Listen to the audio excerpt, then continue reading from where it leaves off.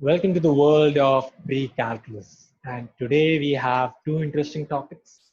One is Pascal's triangle, Pascal's triangle, and the other one, very much related to it, that is binomial theorem.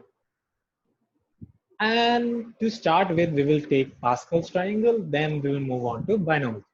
So what is Pascal's triangle? And this guy gave us the Pascal's triangle, what it is and how it is constructed. We want to know so many things. Why we have to use it, where it can be applied. See, Pascal's triangle is this thing right here. This sort of a triangle kind of thing is called Pascal's triangle.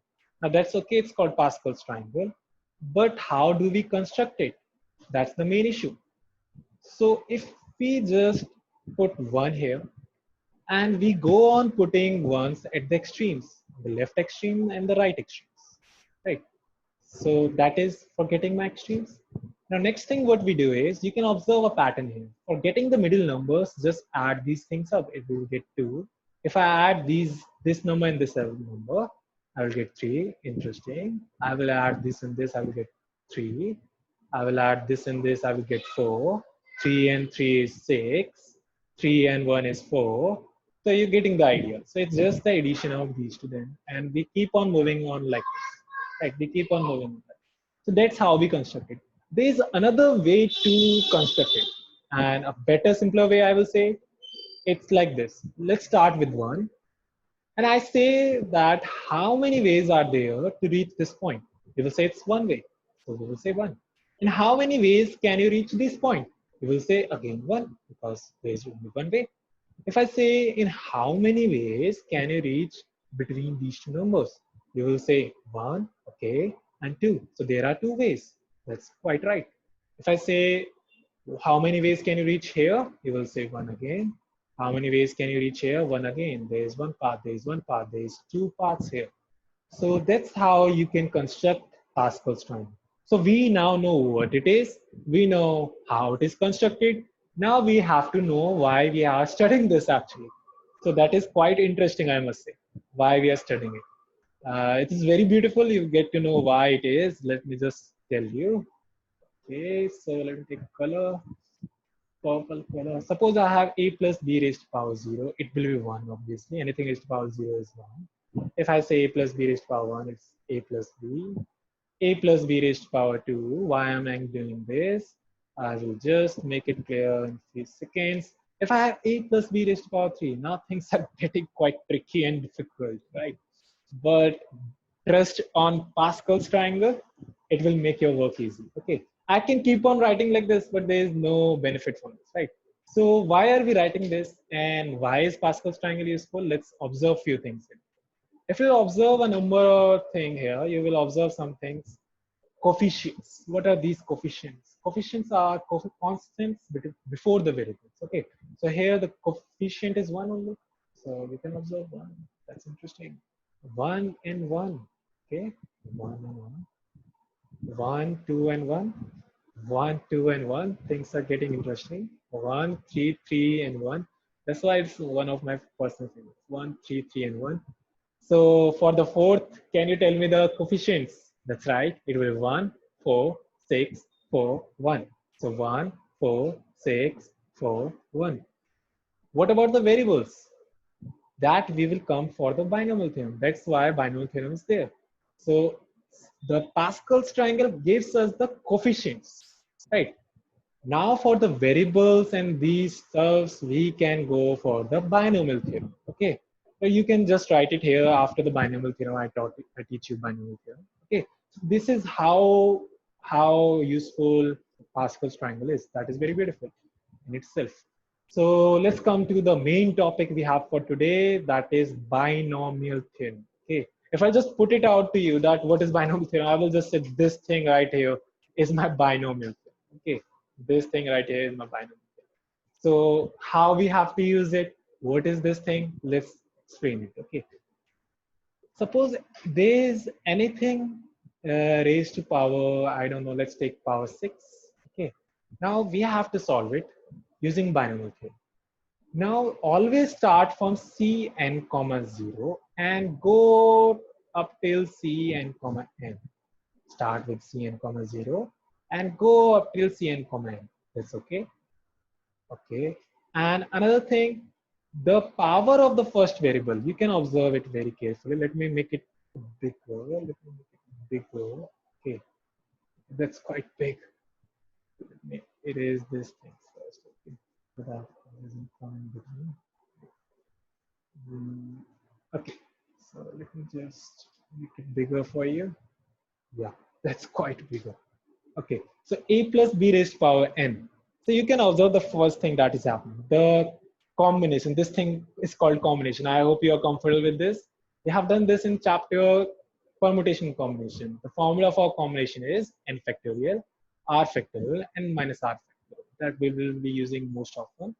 Okay, so this is going from 0 to n. Okay, so we have to go it till n. Now the power of the first variable is decreasing. A raised to power n, then n minus 1, n minus 2, n minus, I don't know, power 1, then 0, so it's 1. So it will make more sense when I take an example. I was just explaining this theorem first. So it's b raised to power 0. The power of the second variable is increasing. It's 1, it's 2, and so on up to n, the highest. So if I say, what is the solution for this thing? Using binomial theorem, of course. So if I use this theorem, it will be C5 comma 0, isn't it? Because you can see nn, so the n is here is 5, so it will be 5. Now a raised to power n, what is a is the first thing here and b is the second thing. So a raised to power n, x raised to power 5. That's good. Now here is no b involved, so we won't write b. Actually, b is here with the power 0. Anything raised to power 0 is okay, so we won't write. So if I have b second term, if I come to the second term, c5 comma 1. Now a n minus 1. The power of the first variable, first thing is decreasing. So x4, right? N minus 1. The power of the second variable goes on increasing now, 0 to 1. So it will be 1 raised to power 1. Now c5 comma 2, 5 comma 2, x raised to power 4 minus 2, that will, sorry, 5 minus 2, n minus 2, right? So that will be 3. Then 1 raised to power 2. Then we will go up till then, up till cn comma n, that is c5 comma 5. I know it's very different for you, it's something new for you, and that's what makes this interesting. Okay, within few minutes you will be a lot thorough with it and you will understand this concept better.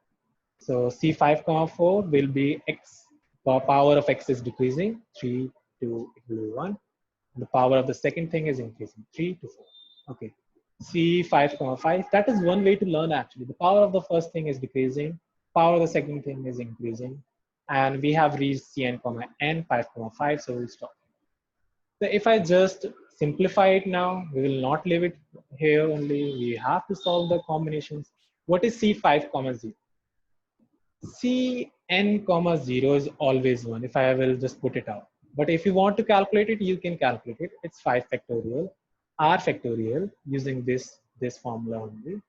N minus r factorial, 5 minus 0 factorial. So 5 factorial, 0 factorial is 1 always. It's 5 factorial left. Right. See, so n comma 0 is always 1. You don't have to do any calculation. It's always 1. It will help you out in bigger problems, right? C5 comma 1. Cn comma 1 is always n. Another trick for you. Suppose I just calculate here to make it more clear. 5 factorial, r factorial, 5 minus 1 factorial. 5 factorial, 1 factorial is 1, of course. Perfect. How we solve this? We just expand it a bit and it is 5. So we have 5 here. X4 and 1 raised to power anything is 1. So I won't write. C5 comma 2. Now there is no such trick for C5 comma 2. If there was, I could have given to you. So C5 comma 2, you have to calculate. C5 comma 2. 5 factorial, 2 factorial, 5 minus 2 is 3 factorial. So 5 times 4 times 3, I can write it like this. 2 factorial is 2.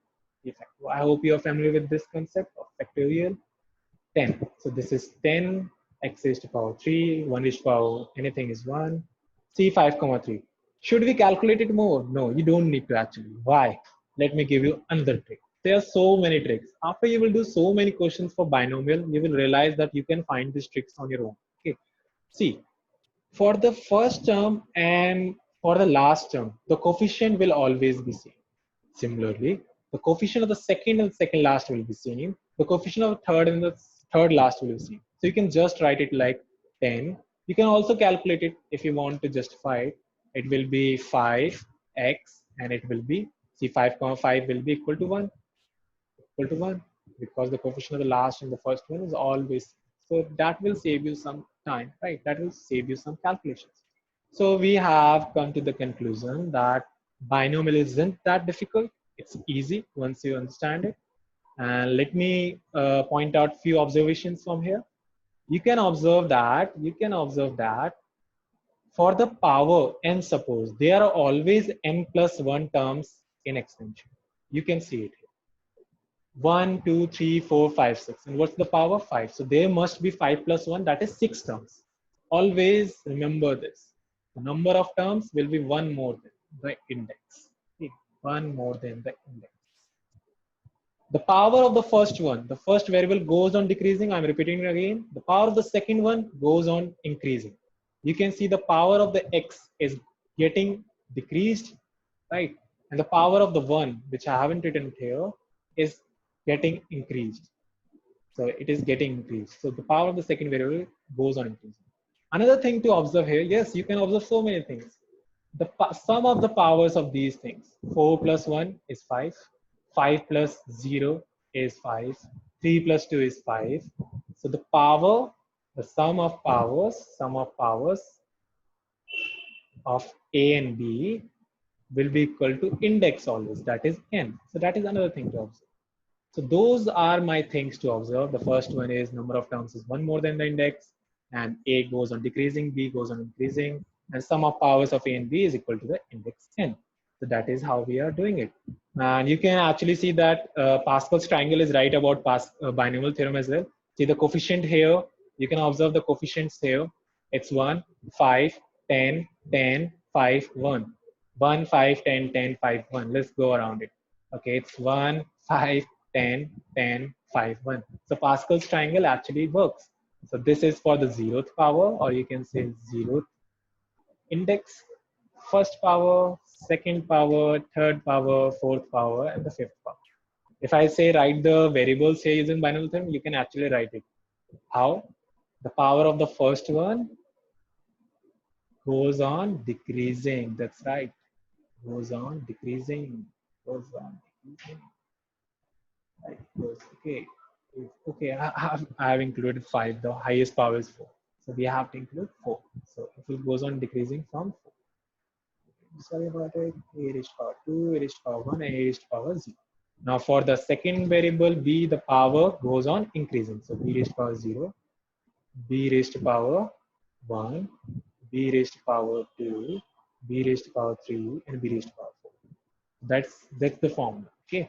So if this is very congested, let me write in a good way. A raised to power 4, B raised to power 0 is 1, 4A cube B, and that is actually the identity.